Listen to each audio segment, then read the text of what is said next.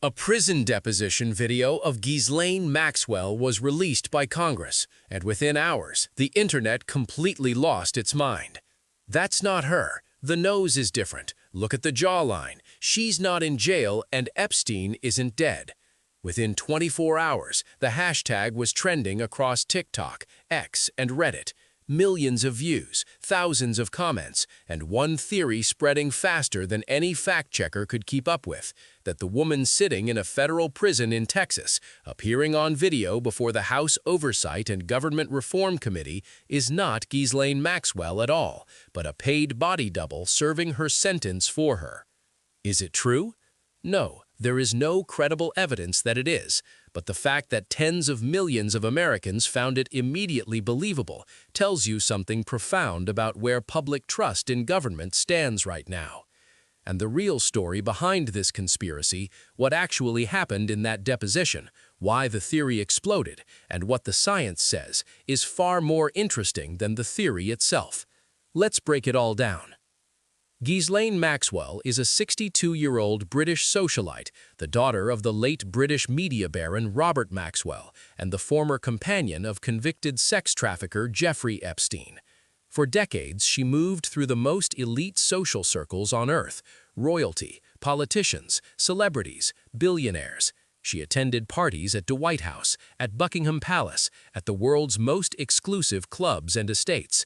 But behind that glittering social life, prosecutors proved in federal court Maxwell was running something far darker. She was convicted in December 2021 on 5 federal counts, including sex trafficking of a minor and conspiracy. Evidence at trial showed she had recruited, groomed, and trafficked young girls, some as young as 14 years old, for Jeffrey Epstein and his associates to sexually abuse. In June 2022, she was sentenced to 20 years in federal prison. She began serving her sentence at FCI Tallahassee in Florida. Then, in August 2025, a detail that becomes very important in a moment, she was transferred to FMC Carswell in Fort Worth, Texas, a federal medical center facility. She is currently serving her sentence there. Her earliest possible release date, with good behavior, is 2037. Now, fast forward to February 2026. As part of the massive Epstein Files investigation sweeping Congress, Maxwell was called to give a virtual deposition before the House Oversight and Government Reform Committee. She appeared on video from prison. She repeatedly invoked her Fifth Amendment right against self-incrimination, refusing to answer virtually every question put to her about Epstein, his associates, and his criminal network. That video was released publicly by the committee, and that is when the internet caught fire. The deposition was conducted virtually from prison, released publicly by the House Oversight Committee, and several national outlets reported on the video. Within hours of the footage going online, social media users began posting side-by-side comparisons. On one side, photos of Maxwell from before her 2020 arrest. On the other, screenshots from the deposition video. And to many users, the differences seemed striking. Users discussed her potential weight gain and, according to some, her shifting facial features. Some said the older version of Ghislaine had different eyes, a different bone structure in her chin, and even a totally different voice. Critics online contended the Maxwell seen on tape had a distinctively broader jawline, a different nose shape, and deeply hooded eyes. Others pointed to what they described as differences in her hairline and forehead shape.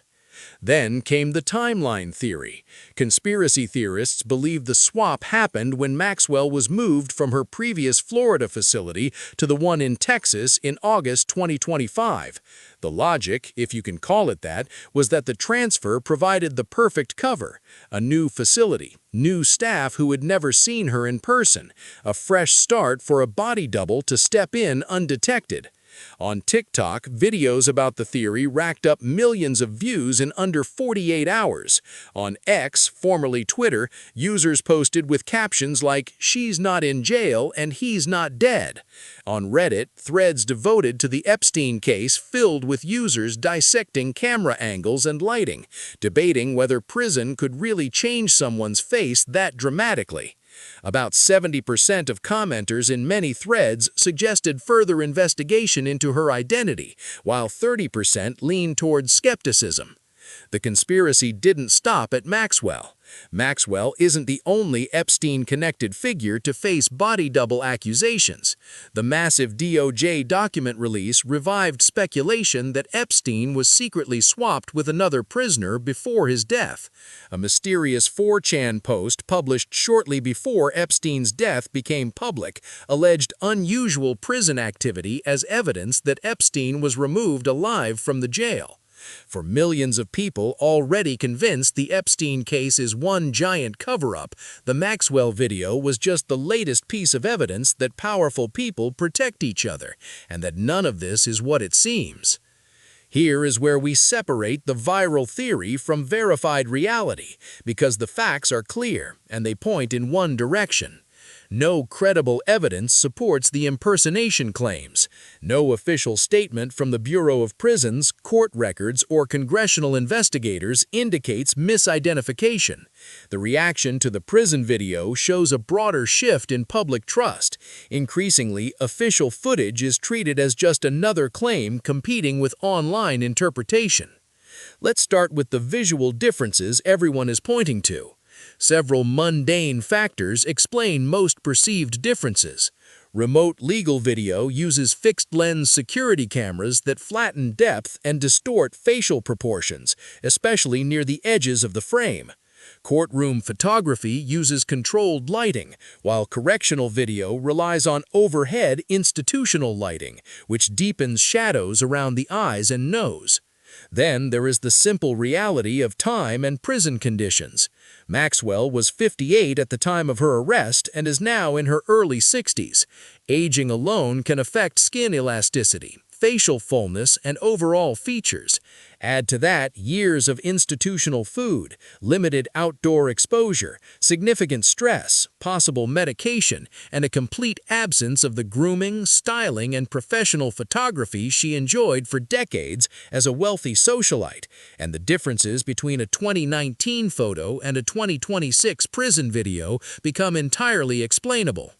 But perhaps the most compelling piece of evidence against the conspiracy comes from voice analysis. A recent examination of voice recordings compared a 1991 recording of Maxwell at age 29 to her 2026 prison recording at age 64. Researchers employed a neural speaker verification model called GE2E to assess speaker similarities. The results, speaker embedding similarity, indicated likely matching speakers. MFCC results showed near-identical vocal anatomy, and no signs of AI voice cloning artifacts were detected. Experts concluded it was very unlikely an impersonator could achieve that level of accuracy. Her attorney, David Oscar Marcus, has previously spoken publicly about her legal strategy and appeals efforts. At no point has her representation suggested identity confusion or substitution. The truth is much simpler. There is no credible evidence Maxwell has been swapped out for a look-alike. The newly circulated footage is consistent with routine prison documentation, where lighting, camera angles, and context can make someone look subtly different from public-facing images. People change, especially over years and under incarceration. So if the evidence says it's false, why did tens of millions of people find it so instantly believable? The answer is not stupidity, it is context, and the context here is genuinely extraordinary. Jeffrey Epstein, a man convicted of sex trafficking, connected to some of the most powerful people on earth, sitting in a federal prison in New York City, died in his jail cell in August 2019. The medical examiner ruled it a suicide, but the circumstances were deeply suspicious. Security cameras outside his cell malfunctioned. The guards assigned to check on him fell asleep and failed to do so. The 2 prison guards responsible were later indicted for falsifying records, and Epstein's brother hired a private pathologist who concluded the injuries were more consistent with homicide than suicide. The official conclusion is still suicide, but the official conclusion has never satisfied large portions of the American public. And why would it? The circumstances were genuinely suspicious. The system genuinely failed, at minimum. And Epstein genuinely was connected to genuinely powerful people who genuinely had reasons to want him silenced. That backdrop, combined with the DOJ's handling of the Epstein files, the Attorney General refusing to answer questions about co-conspirators, survivors saying the government hasn't contacted them, and a general collapse of institutional trust across American society, created the perfect conditions for a body-double conspiracy to go nuclear the moment anything about Maxwell looked even slightly different on camera. The episode reflects how viral analysis now accompanies major criminal cases. When those collide, perception can overshadow documentation. One social media comment captured the mood perfectly. "I'm sorry, nothing is real anymore." That is not a conspiracy theory. That is a symptom of a country where trust in institutions, in government, in law enforcement, in courts, in media, has eroded so badly that official documentation is treated as just another claim to be fact-checked by strangers on TikTok. Let's talk about what actually happened in that deposition, because beyond the conspiracy, the substance of what Maxwell did and didn't say matters enormously. Maxwell appeared virtually before the House Oversight Committee as part of the broader congressional investigation into Epstein's network. Lawmakers had one overriding goal: get Maxwell to name names. Who else was involved? Who else participated in Epstein's abuse? Who else knew what was happening? Maxwell's answer to virtually every single question: the Fifth Amendment.